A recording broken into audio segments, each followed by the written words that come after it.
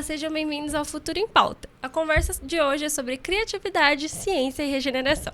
Gente, é isso mesmo. E para falar sobre esse assunto, nós recebemos a Denise Paspardelli. Ela é bióloga, biomimética. A Denise já esteve aqui com a gente há um ano atrás. Ela precisou voltar porque o assunto é tão bom que a gente teve que chamar de novo. Seja bem-vinda, Denise. Obrigada, meninas. Obrigada a todos e a todas. E vamos lá. Vamos explicar. Rever esse assunto, né? Rever esse assunto, porque é um assunto tão específico, gente. E de verdade, poucas pessoas têm domínio dessa área, né, Dê? Sim. Então, explicando, né, em linhas gerais, assim, a biomimética, ela nos ajuda a entender quais são os processos da natureza, porque existem processos padronizados para a gente copiar isso na vida humana, seja para criar prédios, arquitetura, design, gestão de pessoas também é possível fazer, protótipos, produtos, ou até na área médica, isso já é usado. Uhum. Então, ela é uma área relativamente recente no Brasil, mas nos Estados Unidos e Europa a gente já coloca aí uns 20 anos que as empresas... Nossa, a gente está bem atrasado, né? Estamos atrasados. E tem poucas pessoas que falam sobre esse assunto no Brasil e que conseguem apoiar esses processos. O que atrasa mais, né? O que atrasa mais, exato. Na minha formação de biologia mesmo, eu não sabia desse termo. Ah, não chegou a estudar isso? Não, eu conheci esse termo 10 anos depois de formada. E esse ano eu faço 20 anos de formada, né? Diga-se de passagem. E ele é um assunto... denso, sim, para a gente começar a estudar. E até quem é da área dá uma travada em algumas coisas. Eu tive que desconstruir muita coisa que eu sabia da biologia para entender, olhar a natureza pelo olhar da biomimética. E como que isso chegou na sua vida, Dê? Deixa eu só te interromper um pouquinho. Pode. Lucas, dá só uma baixadinha no meu retorno, por gentileza. É que aqui a gente vai fazendo assim, ó, tá tudo certo. Vai lá, Dê, conta pra gente. Eu sou uma pessoa que coleciona coisas em tudo. Fotografia, miniatura, elementos da natureza, eu gosto bastante. E também eu gosto de fazer, sabe, curadoria de assuntos? Sei. Eu sou uma pessoa curiosa. Talvez na área da ciência isso tenha estimulado essa curiosidade e deparei com uma pesquisa, assim, com uma entrevista de uma moça que tinha feito esse curso lá nos Estados Unidos, que se tornou a minha mestra de biomimética e depois a minha amiga. Que legal. A Alessandra Mas ela é americana, Araújo. ela não é brasileira. Não, ela é brasileira. A Lê, oi, a Lê. Alessandra Araújo foi eu aprendo muito com ela porque ela fez uma das primeiras formações lá nos Estados Unidos. E trouxe para cá. Então, eu vi uma entrevista dela, eu não me lembro o canal, e quando eu ouvi ela falar... Despertou. Foi fazendo muito sentido, porque na minha formação eu encontrava muitas lacunas, assim, muitos buracos que não se encaixavam, porque a gente estuda tudo muito separado, né? No caso da minha formação, anatomia, separado da botânica, que é separado... né? Na escola a gente estuda assim também, né? Então, a maneira da gente estudar, todas as matérias, inclusive, causa essa separação. Aí, quando a gente vê uma coisa que aglutina, que vai juntando tudo, Faz você tem que sentido. desconstruir um pouco, mas faz sentido, né? Daí, você tem que ficar reestruturando. Mas como é que eu chego nesse pensamento? Ou, como eu traduzo esse pensamento numa forma prática de fazer, né? Porque a gente fala copiar a natureza... É muito vago. É muito abstrato. É uma muito coisa que eu abstrato. sei que a gente já se conhece já faz um tempo. Denise já me deu aula sobre isso. Mas ainda assim, para mim, às vezes, concretizar é complicado. E aí a gente tem dentro da biomimética, que quem criou esse termo, ele vem já da engenharia. Mas, lá atrás, a engenharia usava muito aquela questão da biônica. Lembra esse termo, braço biônico, braço robótico, né? Então, como é que a gente cria numa máquina um braço que funciona como o braço humano? Então, a engenharia já tinha esse termo, né? Tanto é que a robótica hoje, os robôs que a gente tem hoje, né? Que a gente vê, que até assusta um pouco, né? A semelhança dos movimentos humanos e tal. Mas aí a Janine Benyus, que é essa norte-americana, uma bióloga, que tem um instituto de biomimética nos Estados Unidos, ela olhou para tudo isso e viu que tinha uma uma questão importante aí de se misturar a engenharia com a biologia, mas os engenheiros ou engenheiras, né, não tinham a noção de para que a gente está criando. Qual é a ética da vida nas criações. E foi aí que esse olhar da biologia fez todo sentido em unir com a engenharia ou a arquitetura, por exemplo. Então, esse beabá que a Janine criou, esse modo de fazer algo olhando para a biologia, ele tem todo descrito, você consegue... eu começo daqui e vou para cá, e depois eu saio daqui e vou para cá. Então, quem aplica a biomimética ensina as pessoas como elas devem fazer. Então, existe uma lógica. Existe uma lógica. Mas, antes disso, a gente tem que fazer o que é o caminho mais difícil, que é o reconectar com a verdade da natureza e a ética da natureza. Então, assim, o porquê que eu vou criar mais uma construção num lugar que eu vou ter que desmatar uma área, por exemplo. Na biomimética, a gente olharia para o contexto. E se a gente for só criar por criar, a gente não vai olhar esse lugar que vai ser desmatado, por exemplo, usando esse exemplo. Então, ela casa a ética do contexto do lugar. Isso é necessário? Quem vai trabalhar nesse projeto? As pessoas serão pagas por isso? Eu vou ter que desapropriar pessoas que moram nesse lugar para criar alguma coisa aqui? Então, você vai entrando com barreiras sociais, inclusive, né? Sociais e políticas. Sim. Então, é um modo um pouco mais difícil, talvez, de chegar na população hoje, porque a gente ainda opera pelo lucro e a criação pela criação. Acima, né? Acima de qualquer coisa. Então... o reconectar e entender a ética da vida, ele é mais difícil porque a gente teria que casar esse processo econômico que a gente está com o que a vida realmente faz. A gente teria que encaixar na natureza e não fazer o contrário, como a gente faz hoje. Exatamente. Por isso que tem muitas barreiras, né? A gente vai ter que desestruturar muita coisa e perder um medo também de que... Não quer dizer que a gente vai deixar de ser próspero. Eu não vou deixar de ter uma cidade próspera. Eu vou construí-la ou imaginá-la de uma outra ótica. E sim... tudo vai conseguir ser reencaixado nessa nova ótica. Só que a gente tem que aprender a fazer esse caminho de desapego do que a gente está acostumado a fazer para um jeito novo de fazer. E isso, o ser humano não lida muito bem com mudanças. Não. E o medo de... por 100 anos a gente faz assim, agora a gente vai fazer daquele jeito... Então, eu acho que a biomimética ela ainda tem esse entrave por causa disso. Mas tem muitas pessoas em diversas áreas, da engenharia também, da engenharia civil, que estão começando a se alfabetizar na biologia para a gente começar a somar isso e fazer essa transição. Então, essa questão da regeneração... é exatamente isso, olhar a ética, como que a natureza opera e a gente começa a reconstruir ou adaptar o que a gente faz. Porque a gente não pode mais falar de sustentabilidade no caso de sustentar uma sociedade que ela está colapsada. A gente já vê isso. Vimos mais um cenário em Minas Gerais essa semana. Então, esses cenários, eles estão se aproximando, né? E sendo cada vez mais recorrentes, né? Mais recorrentes. Então, vai ter um momento em que não tem aquele... não acontece comigo, então eu posso ajudar. Vai ter um momento em que não vai ter o posto de ajuda, entendeu? É disso que a gente está falando, de... mas é ruim falar desse jeito, de uma forma negativa, mas é o olhar real do que a gente está vendo o planeta responder a esse modo de vida que a gente tem há muito tempo, né? Eu falo a gente, assim, a maioria, né? Ocidente, mas os povos originários, independente do lugar. A gente tem os povos originários aqui no Brasil, tem em diversos continentes, né? Sim. Na Austrália, enfim, na Groenlândia... Cada um no seu contexto.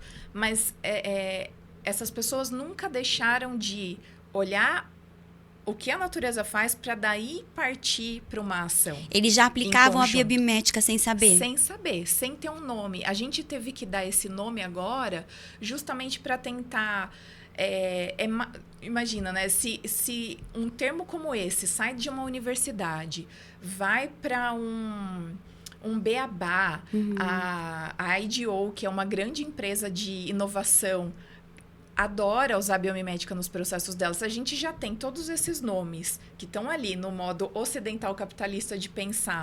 A gente já tem um entrave. Imagina se a gente fala, vamos viver como os povos originários. Nossa senhora, cada decisão. As pessoas não sabem o que fazer, né? Sim. Então, essas pessoas, sim, elas... esses modos de vida, eles precisam ser respeitados, preservados, simplesmente pela existência dessas pessoas, né? E essas culturas.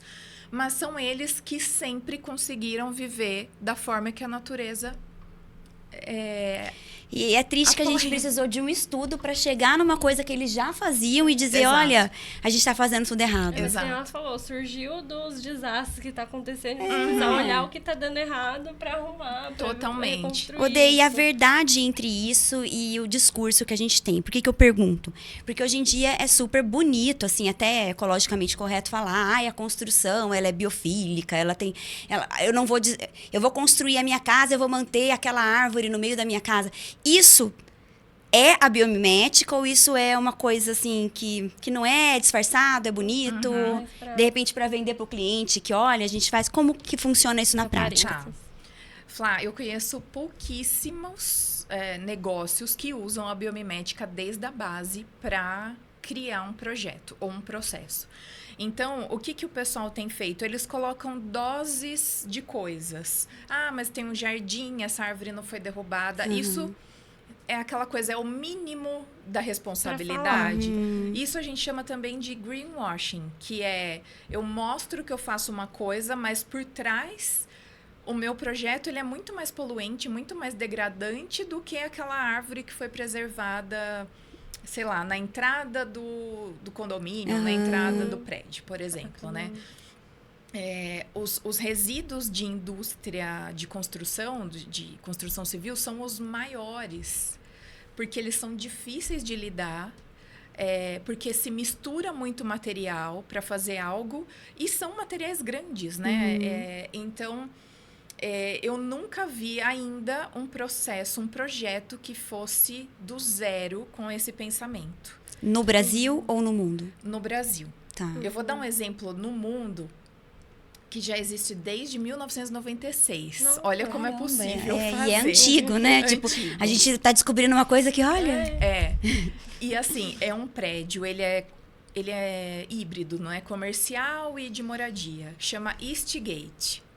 Ele fica eu acho que é no Zimbábue, então ele fica na África, né, no continente africano, e ele foi construído, aí usando a biologia, né, inspirado em como os cupins fazem a regulação de temperatura e luminosidade dentro do cupinzeiro. Então foi lá, matemáticos e matemáticas, arquitetas, engenheiras e os biólogos estudar esse processo, né? Então eu preciso das fórmulas matemáticas. A matemática está totalmente intrínseca na natureza, né? Nos padrões de crescimento. Então existem fórmulas para isso. Então usar essa equipe multidisciplinar, cada um com a sua expertise, e criaram esse prédio. Ele está lá desde 1996 e não é uma exposição. Ele real, Ele é real. As pessoas estão lá trabalhando, usando, e ele não tem ar-condicionado. E a gente tá Então, falando de um lugar quente. Muito quente. tão quente quanto, né? Porque é tropical, é um continente tropical, então eu não uso ar-condicionado nesse E isso é mais prédio. caro para fazer, Dê? Por que isso não é replicado? Existe um custo que é acima do que a gente está acostumado a ver? Eu acredito que não, porque eu acho que o grande medo é quebrar cadeias de produtos que já existem, né? Então Seria aquele lobby, né? Eu preciso comprar daquele, porque aquele vende daquele. Entendi. Exato. Então, eu tenho um novo empreendimento. Quais as empresas que vão estar junto? De ar-condicionado, de vidro e assim por diante, né? Como que a gente... Então, o que a gente teria que pensar é como a gente pode reintegrar, não é excluir, a natureza não é excludente. Ela integra diferenças. Só que a gente vai ter que casar essa lógica de o que você sabe fazer, mas você vai mudar e fazer para isso aqui e não mais para criar um ar-condicionado, por exemplo. O que a sua empresa, a sua expertise, a sua equipe pode usar esse know-how para criar uma outra coisa e como essa coisa vai ser criada. Não é descartar saberes, é modificar onde eles vão ser aplicados. Não é fácil, não é nada fácil. É muito complexo, na verdade. É muito complexo, mas eu acho que um outro ensinamento que a gente pode ter da natureza é o começar do pequeno. Ela sempre cria de menor para o maior, né? A gente já foi uma célula, né? 2 células que se juntaram, que estivemos dentro do corpo, né? Das nossas mães. Então, é tudo, se você for pensar, a semente né? Que de repente nasce uma sequoia gigantesca. Então, tudo começa do menor para o maior. E o ser humano tem a tendência de fazer coisas gigantescas de uma vez, né? E de um primeiro projeto. E depois que aquilo não dá muito certo, agora a gente abandona, não deu certo. ou destrói, ou vira um lixo. Então, são muitas camadas de aprendizagem que a gente tem que começar a ter.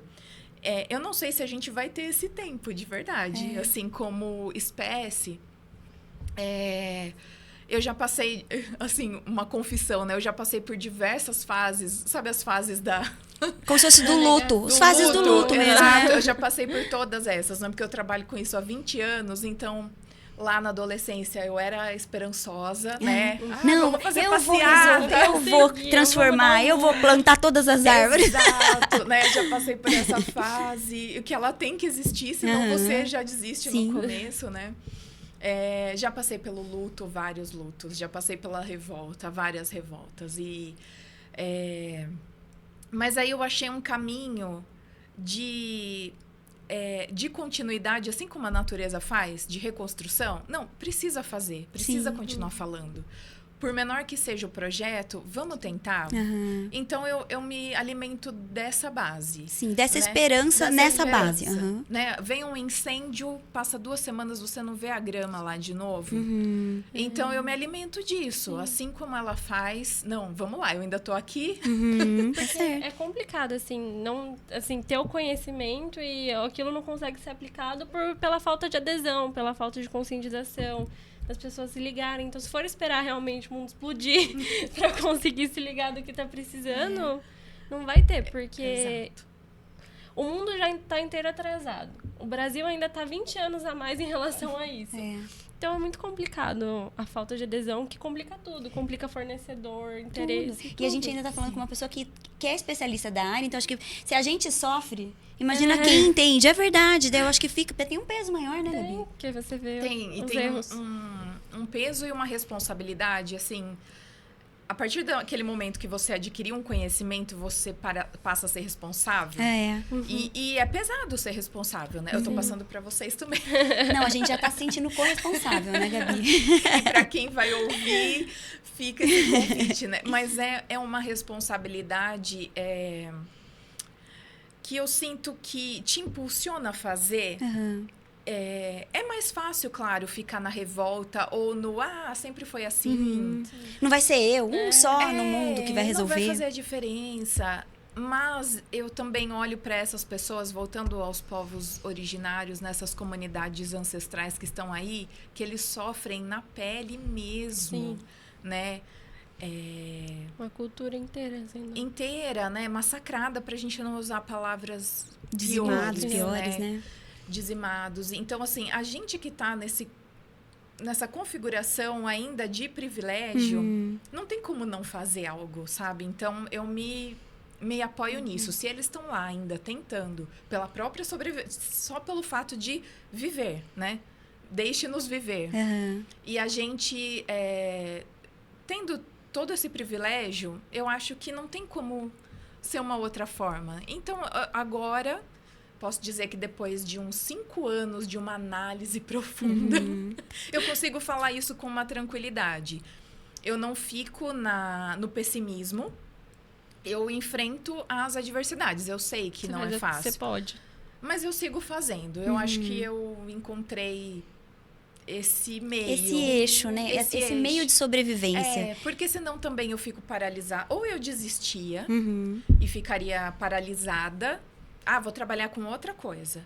Mas eu acho que eu nunca ia deixar de enxergar a vida Essa aí é dessa só fingir, forma. na verdade, eu ia né? fingir, Ia fingir. então acho que é a melhor forma que Eu tenho. acho. E eu acho que o caminho que você alcançou agora, que é esse caminho mais voltado para a educação, né, Gabi? Que a gente sempre tá batendo a tecla aqui, é o caminho que te cabe, entendeu, Dê? Porque assim, sozinha você não vai conseguir levar para as pessoas essa questão da importância da gente levar a biomimética para todas as áreas. Mas eu acho que se a gente pensar nas crianças ali na educação, a gente consegue ter. É muito mais difícil você convencer os mais velhos, mas os velhos. menores, a gente consegue fazer um trabalho Quem já melhor. tá- Porque assim, eu já levei, na verdade, esse trabalho para empresas, mas ela tem lá as metas, o budget, tem muitas coisas. Eu sei, eu já trabalhei, né, em várias empresas.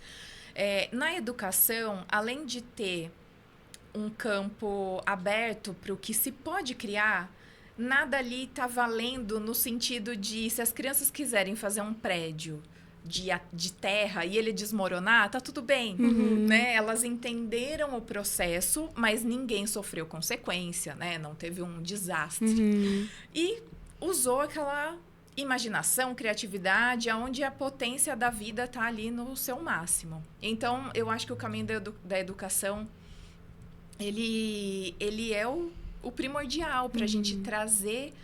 É como se fosse eu falo que é uma realfabetização ecológica, né? A educação ambiental, ela existe há muitos anos. Mas acho que eu, pelo menos, na minha infância, ficava naquela dupla.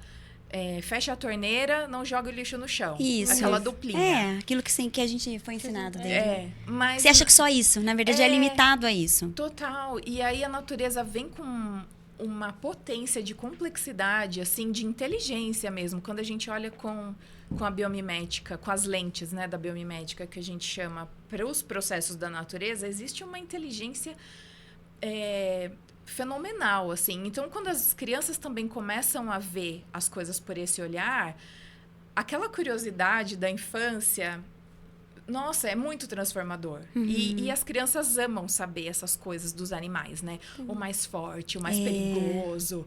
Como que tal animal faz isso? Isso. Esse tem veneno. Então, é como se fossem os heróis, né? Cada um com os seus seu superpoder. Exato. Então, aquilo fixa muito na infância. E talvez isso tenha faltado pra gente, né? Com certeza. Eu não gosto de... né, quando a gente fala dessa coisa do... o ser humano, a gente é um fruto dessa inteligência da natureza também, né? Quando a gente coloca esse rompimento, a gente está se separando disso. Não, a gente cria coisas incríveis, né? O ser humano tem uma inteligência e uma habilidade para artes, música. Se a gente for separar essas coisas belas que a gente faz, é muito bonito, né? Só que, infelizmente, a gente não consegue se embasar só nessas coisas. E aí o pesado, o que ainda não está pronto, o que ainda não está bom do nosso lado humano, ele acaba nos colocando muito para baixo também, né? A humanidade não tem jeito, o ser humano não vai conseguir. Mas e se a gente começar a olhar para as coisas boas e bonitas que a gente faz também em conjunto, né? Com certeza.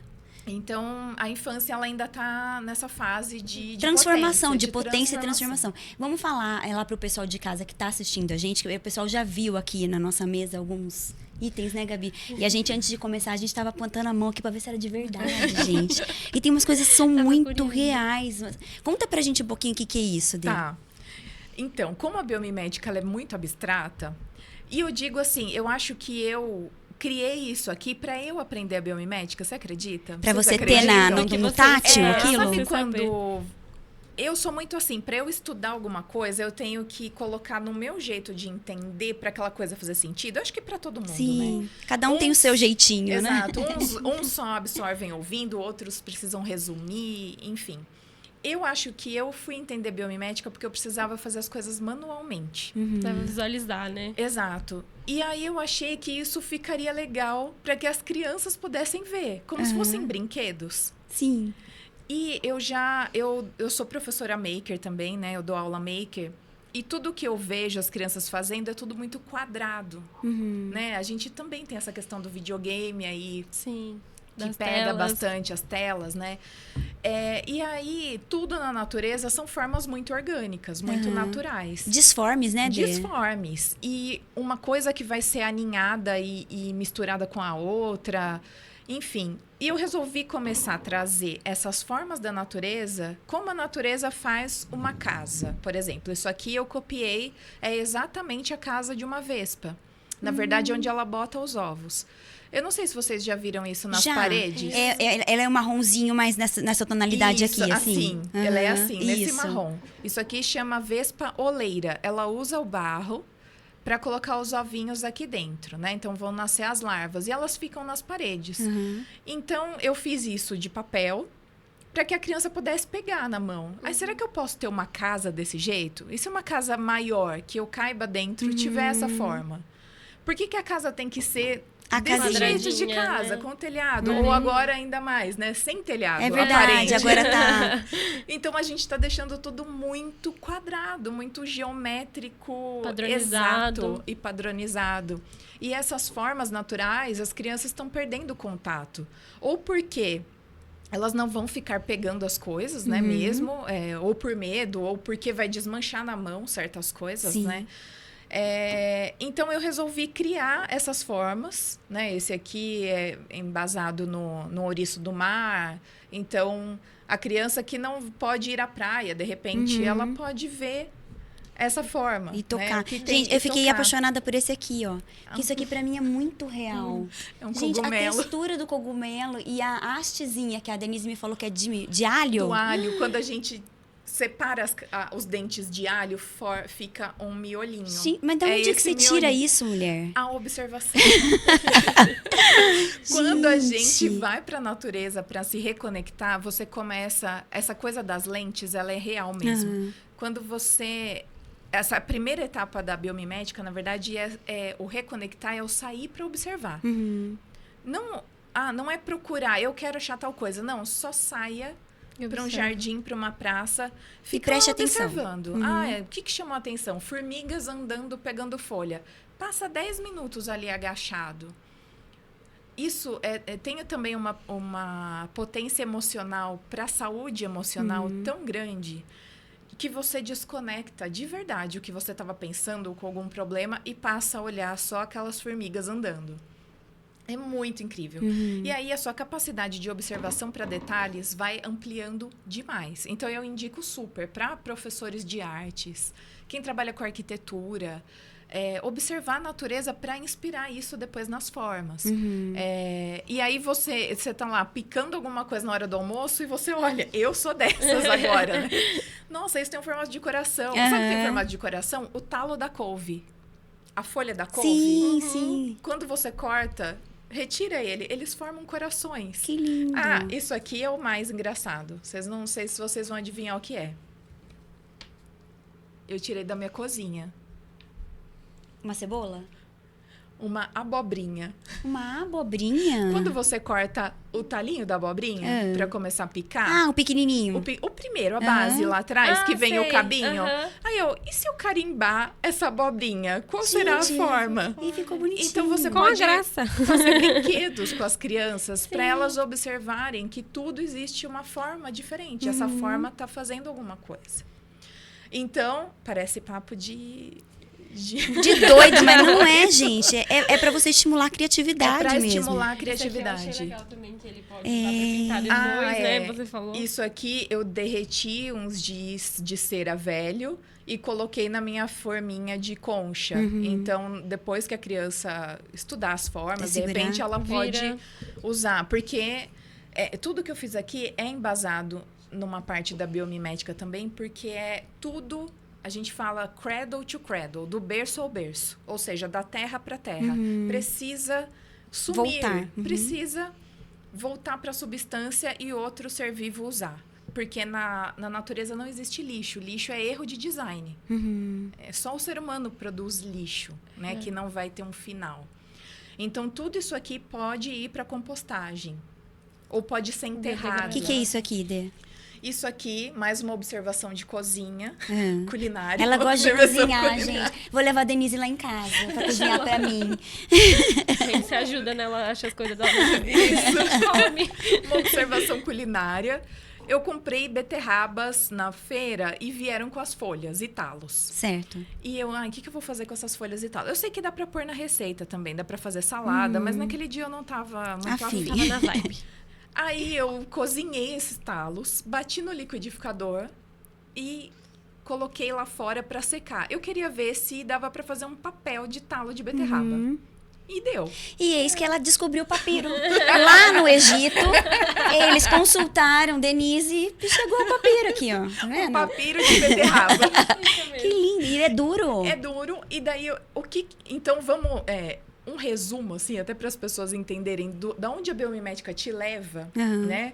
Ó, ele ficou com um pouquinho de cor da beterraba, ficou né? bonito, não tá aquele tá? pink, como estava no começo. Mas, assim, a gente poderia fazer embalagens com esse tipo de papel? Ao invés de eu cortar árvores, Embalagens que eu posso jogar fora, né? fazer uma economia circular com, sei lá, o Ceasa, digamos. E recolher os talos de beterraba para fazer papel, e esse papel vira as embalagens. Então, essa transformação das empresas que eu falei no começo é isso. A gente tem maquinário para isso. Ao invés de coletar, de desmatar uma área, essa máquina pode ser transformada para fazer papel de beterraba que vira embalagem de ovo. É essa loucura positiva que a gente está falando. Mas entendeu? é por isso que a gente tem que falar de uma construção de imagem. Por quê? Porque se hoje a gente vê, por exemplo, uma embalagem disso aqui, provavelmente muita gente vai falar, o que é isso? Que lixo é esse? Vai, porque a gente não foi acostumado. A gente está acostumado com o plástico. Exato. A gente está acostumado com aquele papel bonitinho. Mas se a criança... ela vê isso daqui, ela entender por trás de todo o processo o que isso significa. E ela se identificar desde pequeno, quando for mais velho, isso aqui vai ser normal. Isso, E o estranho vai ser o que a gente fazia. Exato. Que é o plástico, né? Para onde eu vou jogar isso? Né? A tartaruga não vai morrer se ela Não comer vai isso como morrer. plástico, entendeu? Não, e a gente pode enterrar no nosso jardim, no final. Então, exatamente isso. É se acostumar com essas características para ver que tem potência e que tudo bem, eu só quero transportar. Eu acho engraçado isso. A gente cria embalagens para coisas que vão durar uma semana. E a gente tem uma embalagem de 500 anos para lidar depois. Sim. Né? Coisa que chega do correio, você abre, pega a coisa e joga fora. Pega a caixinha de dentro da caixinha e joga todo mundo com fora. um saquinho É isso. e joga fora. Então, é simplesmente para colocar daqui para cá. E aí eu tenho um lixo de 500 anos para lidar depois. E se não vier bem embalado, a gente ainda reclama. Reclama. E outra coisa, a gente não... Sabe qual que é o problema que eu penso nisso tudo? É que a gente não vê o processo. Quando a coisa, ela não tá na tua frente, você não dói em você. Isso. Mas quando você acompanha o processo, você entende o que aquilo significa, por isso que o contato desde cedo é importante. Aquilo gera uma construção, porque gera uma identidade, né? Gera um vínculo. A gente não quer que sofra uma coisa que a gente ama.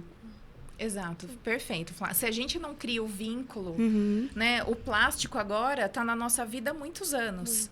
Então, pessoas mais abertas podem sim achar isso aqui interessante. Outras vão fazer cara feia, né? Nossa, a qualidade dessa empresa está caindo, né? Tá péssimo. Eu não vou mais comprar dessa empresa. Olha o tipo de embalagem que eles estão me entregando as coisas.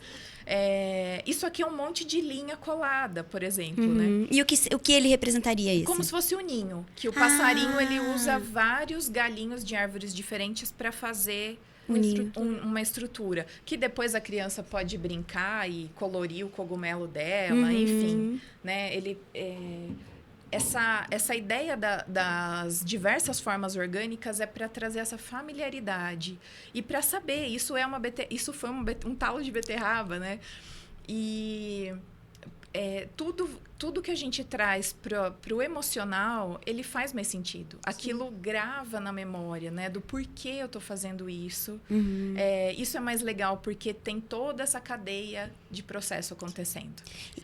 Você pode falar que às vezes eu vou ficando tão emocionada que eu não dou espaço pra Gabi. Gabi, perdoa. Vale, Faz a sua Eu pergunta. ia falar, Gabi. Denise, se você vê que é um movimento que tá cada vez tomando mais força, mais conscientização, ou tem algum movimento contrário muito forte a isso? Que nem você falou da falta de adesão, das pessoas não verem, ou realmente alguém falando, não, esses desastres não existem. Não... Negacionismo. Um movimento que tem sido muito forte. Olha, quando eu tô, de fato, perto das pessoas e eu mostro coisas e eu falo da biomimética, as pessoas, de verdade, é como se elas fossem crianças que quisessem ter ouvido isso antes. Então, aquilo tá na gente, eu acredito, assim, que tá em todo ser humano. Se pudesse apoiar ideias e projetos que são melhores, por que não? Então, essa potência que a gente tem de cuidar do ambiente, porque a gente vai ser cuidado, eu acredito que está na nossa base. As coisas que acabam saindo do contexto mais negacionista acabam indo para um lado político. Mas aí acaba sendo um ruído que atrapalha, é um murmurinho que se aquela pessoa que está fazendo aquilo for pega, vem cá, vou te mostrar uma coisa, ela vai ceder, eu tenho certeza. É que não tem como a gente fazer isso, né? No meio da internet, no meio do calor das discussões. Vem cá. Deixa eu conversar com você. No meio do calor das discussões em que um quer mostrar que sabe mais. Não, mas esse aqui, porque eu conheço. Às vezes não.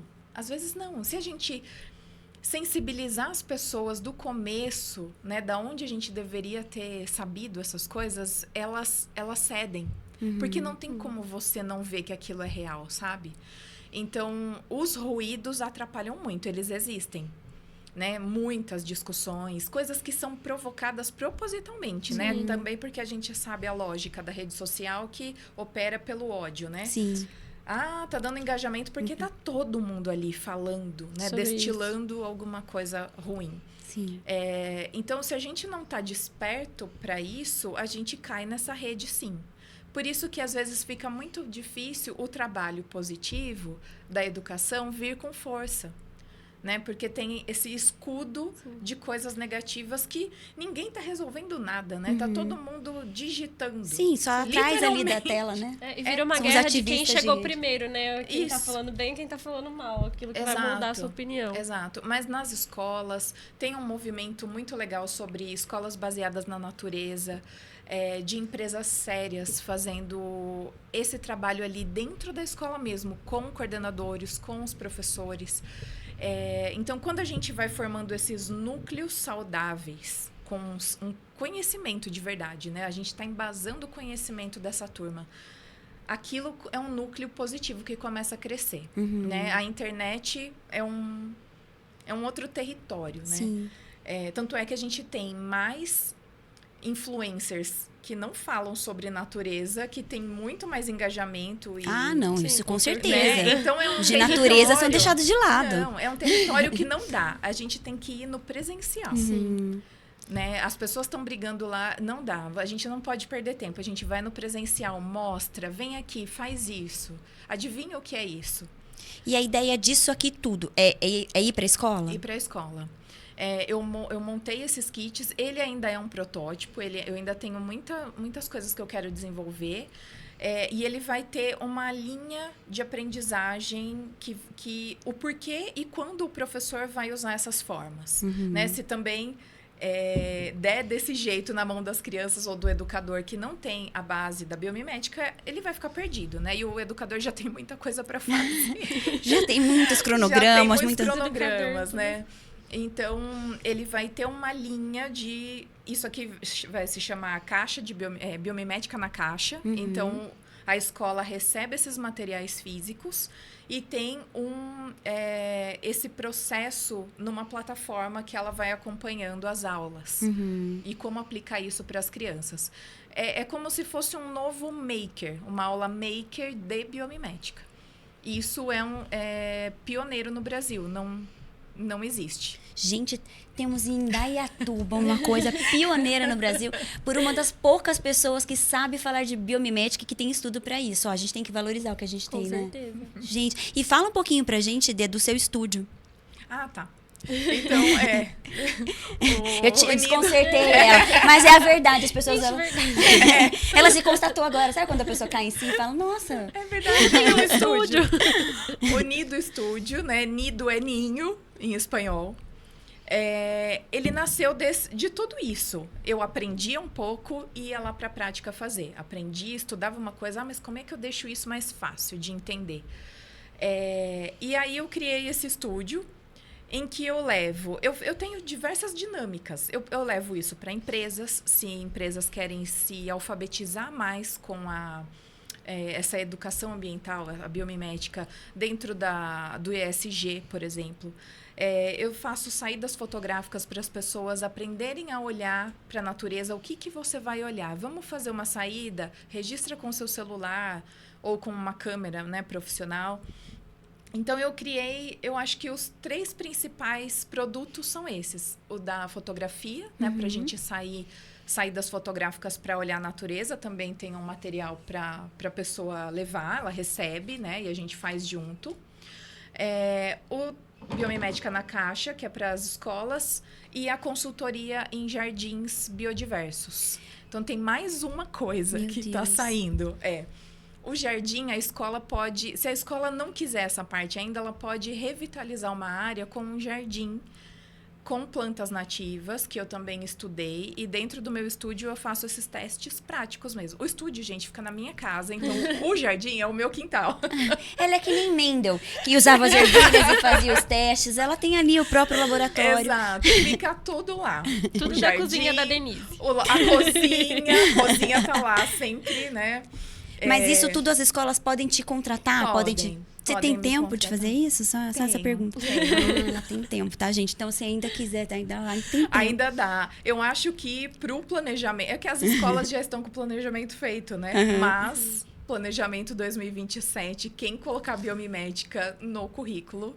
Tá saindo na frente. Tá saindo na frente, de verdade. Não é estou vendendo o meu produto. De verdade está saindo na frente, porque ela é uma forma muito integrada de olhar todas as matérias do currículo. E tá na BNCC, que a gente precisa colocar a natureza dentro das matérias. Então, a aula maker já está toda pensada nisso, né? A biomimética na caixa. E o jardim é uma revitalização de um espaço na escola que vai atrair polinizadores. Então, você tem um espaço regenerativo que as crianças amam estar. E não ele sai daquela ideia de horta. A horta é legal, é importante. Mas quem só tem um pequeno espaço para que a criança mexa na terra, veja cores de flores diferentes, veja beija-flor chegando na escola, borboletas, a gente tem como fazer isso também. Então, eu criei eu fiquei com essa coisa da caixa. Eu ainda vou pensar em outro. Vai ser a caixa do jardim. O jardim da caixa. Isso. Eu só tô com esse nome. No sentido de que as pessoas acham que um jardim é muito complexo. Não, mas você tem mesmo para as pessoas pequeno que matam as plantas como eu não tenho a intenção, eu as amo. Mas geralmente elas morrem, entendeu? Mesmo. Sabe por quê? A gente usa muitas plantas que não são nativas. As plantas nativas, elas se adaptaram no nosso bioma, né? Aqui no nosso caso é Mata Atlântica, um pouquinho de cerrado aqui. Se a gente usar as plantas certas, elas quase nem precisam ver a nossa cara olhando lá para elas. Elas super se gerem sozinhas. Olha. Então, as plantas que eu tenho em casa... E a questão do jardim biodiverso é assim, não é um canteiro único de uma planta só. Isso a gente chama de deserto verde. Ou, como eu gosto de dar uma cutucadinha, os jardins de Versalhes. É verdade, porque são todos iguaizinhos. Buchinhos, verdinhos, ciprestes, que daí faz aquela forma. Exato. Isso não tem função ecológica alguma. Nem é do nosso país. É um pouco brega. Eu acho. Eu acho muito. Eu sei que algumas pessoas podem ter em casa, gente. Mas, assim, a gente tem uma flora lindíssima brasileira. E é muito difícil achar plantas nativas nas floriculturas. Eu já falei com várias. Gente, coloca mais planta nativa, esse movimento tá chegando. Eu tô dando um aviso também. Síndrome do vira-lata, né? Eu tô dando um aviso para as floriculturas. Se atentem, as pessoas vão querer mais plantas nativas. Eu tô fazendo esse plantio já também com as floriculturas daqui. E quando eu faço questão de exaltar. Achei essa planta nativa, achei uma esses dias, 3, inclusive, eu comprei. Feliz da vida. Comprei a última que tinha. Então, eu estou construindo esse jardim. Ele é biodiverso por quê? É uma planta diferente do lado da outra. Elas se auto-organizam. Uma precisa mais de nitrogênio, a outra libera nitrogênio. Uma não usa tanto fósforo, a outra... Precisa de fósforo. Então, aquele solo vai ficando sozinho. De verdade, a gente fala de tudo isso aqui porque nós precisamos da natureza. a natureza não precisa que a gente fique aprendendo sobre ela. A gente precisa aprender para viver melhor no planeta, mas todas as coisas vivas se organizam sozinho, né? Então, um jardim biodiverso, ele não precisa que a gente fique lá adubando e fazendo isso. Ele faz sozinho. Ele faz sozinho, ele se autorregula. As minhas plantas, eu fiz esse teste, eu coloquei um canteiro só de zinnias ou capitão, são nomes populares. Elas atraem borboletas, elas são extremamente coloridas, mas elas morriam, elas não estavam indo bem. E aí, eu nesse canteiro pequeno, ele não é grande, eu alternei várias coisas. Elas estão explodindo de verde e de flores. Elas estão maravilhosas. Porque eles, né? Esses outros seres fazem essa regulação do solo. E vão se ajudando, né? Existe uma rede ali em que os fungos também participam. Então, essa coisa a gente não vê acontecendo, por isso que é difícil. Né? Fisicamente, a gente não enxerga as raízes coletando os nutrientes, as plantas se movimentando porque elas se movimentam, os fungos mandando nutrientes, é tudo microscópio, né? Então, isso causa também uma distância do ser humano, né? Com certeza. Então, você pode ter uma outra chance para o seu jardim se você tiver plantas nativas. Que delícia. Depois eu vou pegar umas dicas de quais são elas. Tá bom, eu te passo. Ah, que delícia. A gente ficaria, né? É uma aula, né, Gabi? E são assuntos assim, antes de começar, a Gabi falou, Flávia, eu não sei desse assunto. Eu falei, fica tranquila que a gente vai. A Denise vai explicar pra gente. Ela explica de uma maneira didática. Eu acho que o pessoal que tá em casa também acompanhando consegue entender. E é esse trabalho de... É difícil de você tentar convencer. Não é convencer, é você tentar conscientizar. Mas se não tiver não tiver pessoas que façam isso, o que vai ser do futuro? Sim. E, gente, fica aí o apelo, que nem a Denise falou, que chega a ser um egoísmo a gente, nessa posição de privilégio, não olhar para o que está dando errado no mundo, para os problemas que nos cercam e só esperar. É isso mesmo. Perfeito, Gabi. É exatamente isso. E a gente só tem a agradecer sua presença. Eu que agradeço. Você já voltou pela segunda vez, mas volta pela terceira, pela quarta, pela quinta. Eu falo sobre esse assunto assim, olha, pra mim é uma delícia conversar sobre isso. Então, eu super me convido. Então, quando a caixa já estiver ali rodando, você avisa a gente também pra gente acompanhar. Tá. E o pessoal que quer conhecer mais o trabalho da Denise, a gente vai deixar aqui no descritivo do vídeo também todos os canais, os contatos, as empresas, as escolas, estão todos convidados. Obrigada, gente. Gente, então, até a próxima. Muito obrigada.